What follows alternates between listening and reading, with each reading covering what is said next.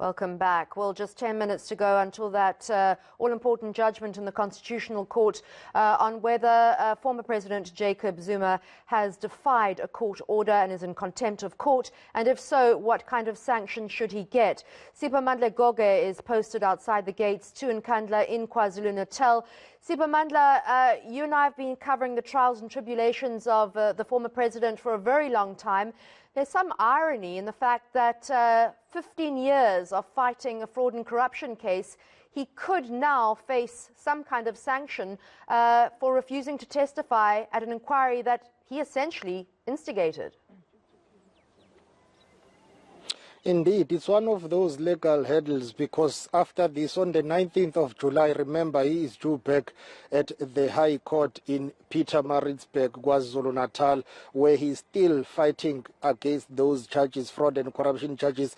Today, it's the day for him, not only him, but also MKMVA members who are outside his home at Nkandla here. It's a big day for the South African Constitution, no matter the judgment in a few minutes from now, as my colleague Maseko will be following those developments there at the Constitutional Court. I can tell you that outside former President Jacob Zuma's home, some of the MKMVA members are waiting for that judgment. I've spoken to some of them. Their commander here, Rakumede, tells me that the judgment, the outcome, will determine whether they will beef up more MKMVA members to basically look after the president here. They've told me on record that they will resist whatever attempt is made should the judgment or should the verdict say the former president should be jailed. They say no one is going to come here and touch him. So what is happening outside Nkandla is that it's very quiet. Only MKMVA members are here standing guard. They've got their base here. Bongamkize will show you on my right.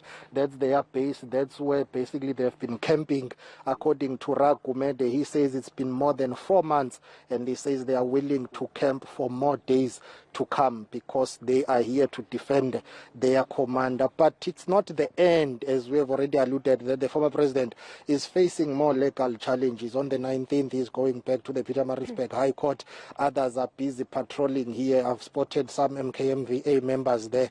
They are busy patrolling and ensuring that they keep an eye on whatever is happening around the precinct of former President Jacob Zuma's home at Nkandla. So this is the situation here. We'll wait, and then after the judgment, we'll be getting more reaction from those who are here. They've said they need time to watch the judgment, and then they will decide what happens moving forward. We also expect to get some comment from the former president's family members. The former president is not here. We are told that he's out of the province, but he is, of course, keenly waiting for this judgment. He is monitoring it, but he is outside of the KwaZulu-Natal province.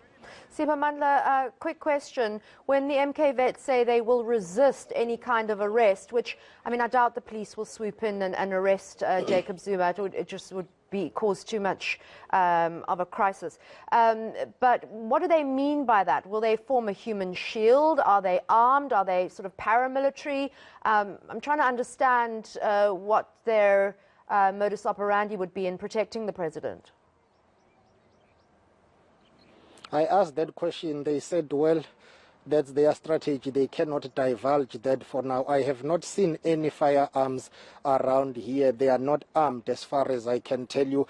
We asked them to break it down for us, what they mean when they say they will resist whatever will happen in terms of that arrest, should it be declared that the former president be arrested and be jailed. Well, they did not want to divulge more information on that one. They said, well, that's the strategy. It's not for the civilians, of course, so we will have to keep on asking them to break it down for us. But they said there will be more MKMVA members coming here after the judgment, so we'll have to wait and see what happens after that. But they have definitely formed some sort of a patrol guard here, and they make sure that each and every car that approaches the former president's gate is searched and then cleared to enter. Other cars have been turned away here, so they are quite vigilant, and they are keeping a very close eye on the developments around here.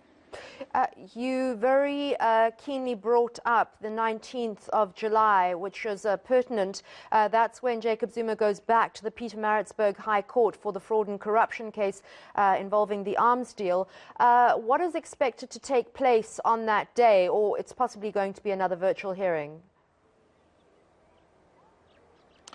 It's got to do with the former president's application that the state lead prosecutor, Advocate Billy Downer, should recuse himself. Remember, the former president and his legal team, they were instructed to make that formal application and also other parties to file their opposing affidavits. So on the 19th, the Pietermaritzburg High Court, the KwaZulu-Natal High Court sitting in Pietermaritzburg, will have to listen to that application by the former president. We expect that it should take at least a couple of days, and then after that there will be a clear indication. Of course, the state is opposing the former president's application that the lead prosecutor, Advocate Billy Downer, must recuse himself. Former President Jacob Zuma argues that he is driven by a personal vendetta. He is conflicted here. He wants to see him convicted at all costs. The state argues that, well, that's not the case. There is no evidence. Those claims have been made before. There is nothing new. Hence, the state is opposing that application. So on the 19th, the court will have to deal with that aspect and the former president's application to have state